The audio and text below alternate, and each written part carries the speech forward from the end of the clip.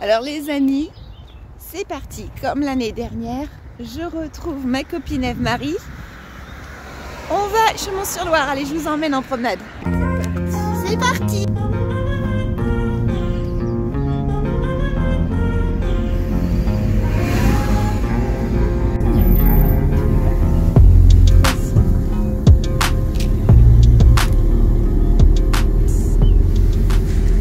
On est arrivé. Oh, il fait trop beau. On risque d'avoir chaud.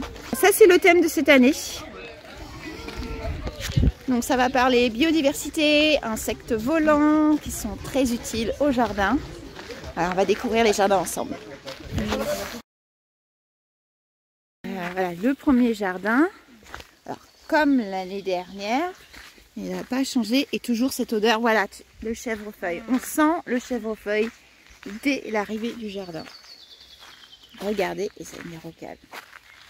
Vous savez qu'elle se mange, hein. J'ai fait une vidéo sur le sujet. Regarde. Regarde. J'adore. Les acanthes.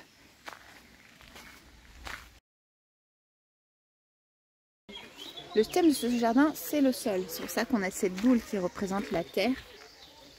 C'est un rappel sur l'importance du sol, l'importance de la biodiversité du sol. Ça part de là. Ça part de là. Tout part du sol. Les sols sont importants et malheureusement, souvent... mis en danger parce qu'on les détruit. Ah oui, il est beau, c'est pas beau. On retrouve de l'angélique. Ben voilà, des astrantias. Et donc cette boule de sol.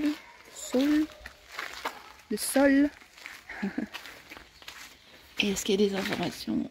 Il y a tous les insectes dedans. Et on retrouve donc la végétation de sous-bois. Alors, qu'est-ce qu'on a? On a de belles fougères. J'adore celle-ci là.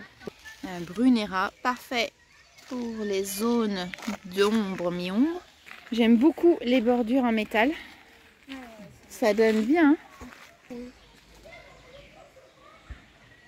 je sais pas si...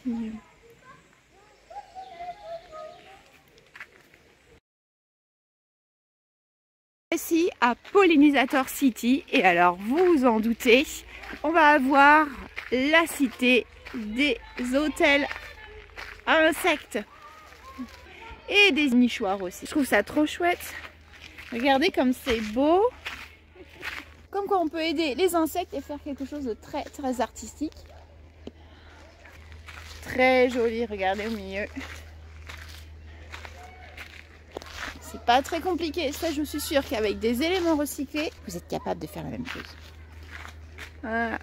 Comme une sculpture dans le jardin, vous en mettez 3, 5, toujours en nombre impair, les uns à côté des autres. Hop, à tous les niveaux, jusqu'en haut. Vraiment très très chouette. Alors ce jardin explore toute la vie du sous-sol jusqu'à la canopée. Il a été assez joli, on aimait bien les allées, les structures. Après le sujet était difficilement facile à voir si on n'avait pas une explication. C'est plutôt un jardin vraiment pour les pollinisateurs, il y en a. Donc côté pollinisateur, ça marche plutôt bien. Et il y a beaucoup de fruits, de petits fruits aussi qui peuvent être prélevés par les oiseaux. D'ailleurs, ils ont installé 2 faunies dans les arbres. Bon, c'est un jardin qui marche bien et en termes de mouvement, il y a une allée, donc même sur un espace très petit, on a l'impression que le jardin est grand, donc c'est chouette, c'est un beau jardin. Et avec le volume au milieu, le volume au milieu aussi, ça permet de donner plus d'espace aussi, sans avoir de grandes plantes. Ouais, c'est chouette. Alors ce jardin s'articule autour d'une spirale inspirée d'une ombre d'or de Fibonacci. Bon, la spirale on la voit pas tellement bien, je pense que le jardin était vraiment trop petit. On m'a dit que les parcelles étaient attribuées au tirage au sort au concepteur. Est-ce que c'est vrai? Est-ce que vous savez? Et est-ce que ça a pu influencer, selon vous, eh bien, le design? Ça c'est quoi ça? Ça c'est... Il n'y a pas de nom. Cette année, on trouve qu'il n'y a pas assez de noms. Il y a des petites choses sympas.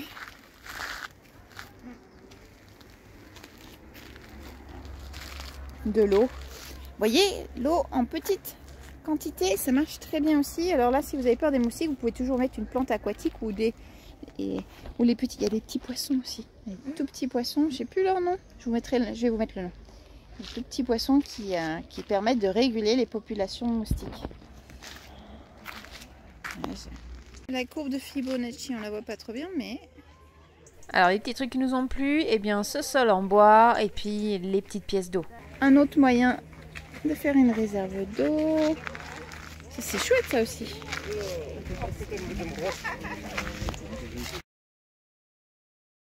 Ce jardin parle de l'équilibre délicat entre les espaces urbanisés et la biodiversité.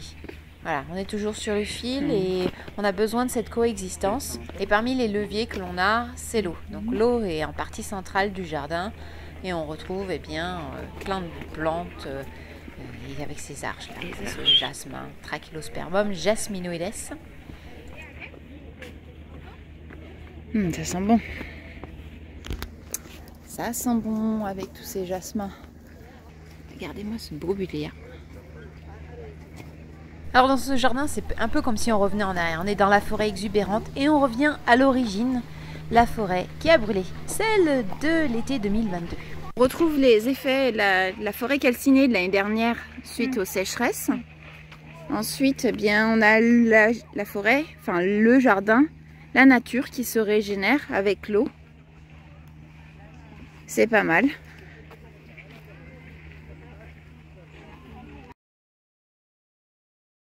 Là, c'est un jardin qui s'admire. On ne déambule pas dans le jardin. Et on retrouve 3 parties. Le jardin ornemental. Là, le jardin cultivé qui s'affaiblit. Les plantes ont été trop transformées. Et le sauvage. On retourne le sauvage, on retrouve les ancêtres, les plantes d'origine.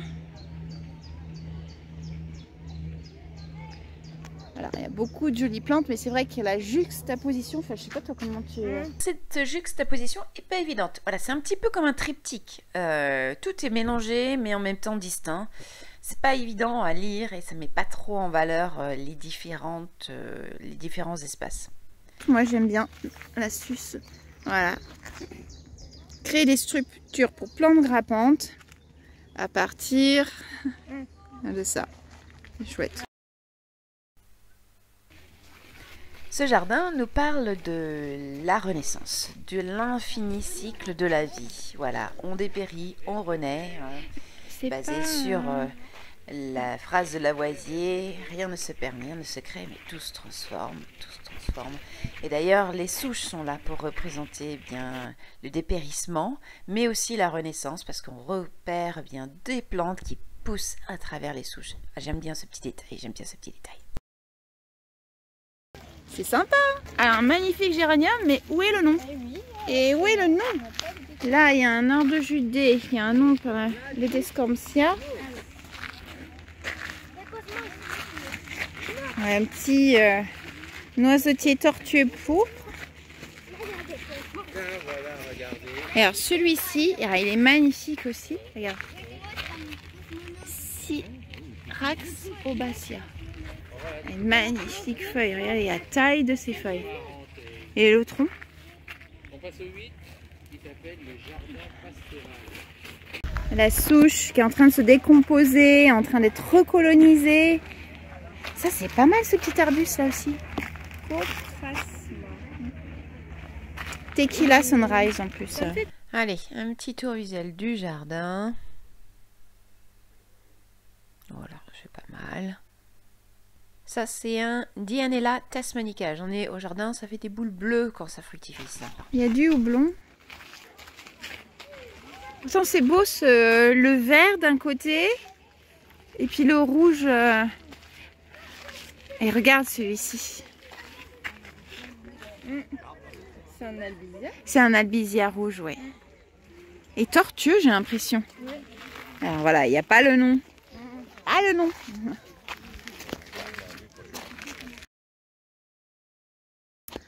Le jardin pastoral. Eh bien, il y a quelque chose qui me plaît bien. Vous allez certainement reconnaître, regardez.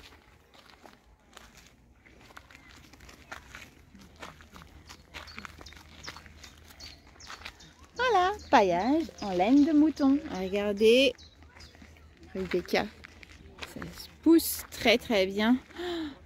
Oh, elles sont magnifiques. Echinacea, j'adore.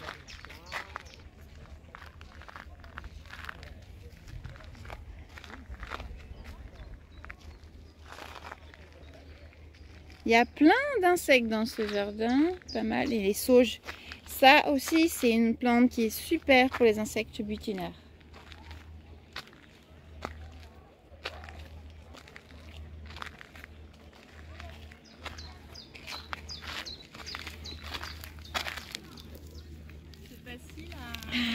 Ah, par contre, il y a une mèche en plastique. En plastique là, pas top. C'est facile après à décompacter. Oui, ça, une fois que la laine est coupée, tu peux vraiment la travailler facilement, il n'y a pas de souci. Mais de toute manière, même s'il n'y a pas trop d'épaisseur de laine, tu peux simplement dérouler la peau.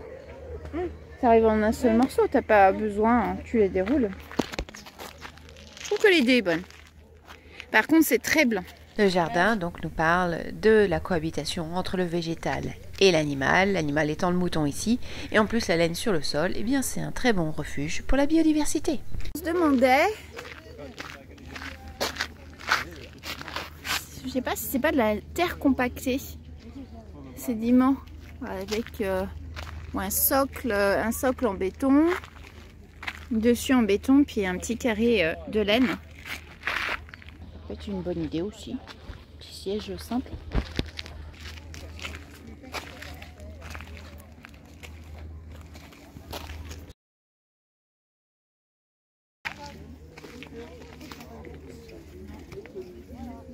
J'aime bien. Il y a une ambiance, dès qu'il y a un petit peu de volume. Ah, ils ont mis de l'éclairage par contre. En termes de plantation, ça fait très naturel. Regarde-moi ces petites merveilles là. C'est un cornouiller. Mais ça ressemble à un cornouiller. Oui, je sais plus lequel là qui est rampant là. Ah, il est trop beau. Et puis les petits conifères là. Les anémones. Un aulne. En effet, on retrouve la végétation du permafrost, donc des zones géographiques vraiment froides. Regardez. Ça, ah ouais, alors c'est minéral ou plastique? C'est plastique. C'est du plastique. Mais bon, l'idée est là. Alors, pourquoi la petite clôture? Ah oui, on arrive sur un autre milieu, donc il y a une transition. Mais c'est beau, ça fait avec les éricacées là. Puis après on passe dans la lavande. Il y a de beaux pieds de consoude. Hein.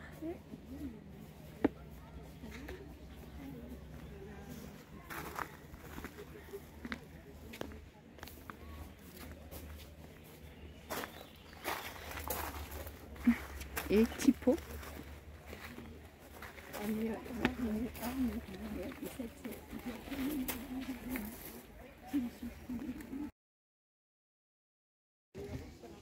Oh, ça c'est chouette. Et tout de suite, dès que tu as sa serpente,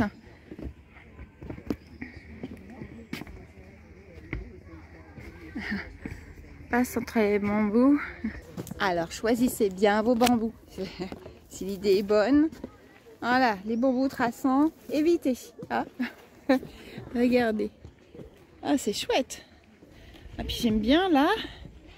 Hop, on a le chemin, mais en même temps, une structure qui sera ombragée, forcément. Je trouve ça très très sympa.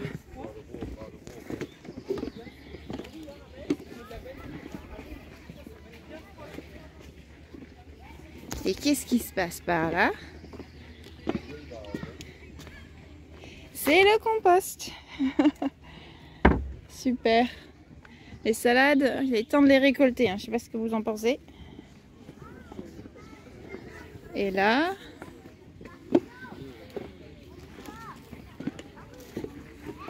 On a tout ce qu'il faut pour nos petits insectes. Un banc à insectes.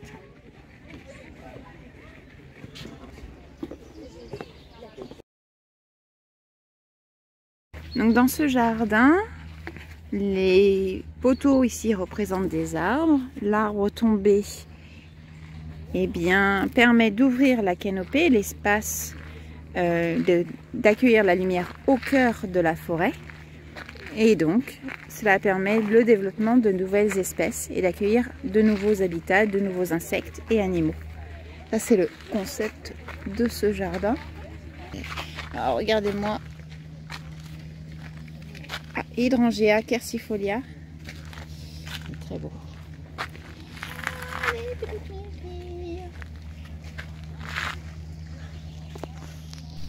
Allez, une petite vue globale du jardin quand on arrive.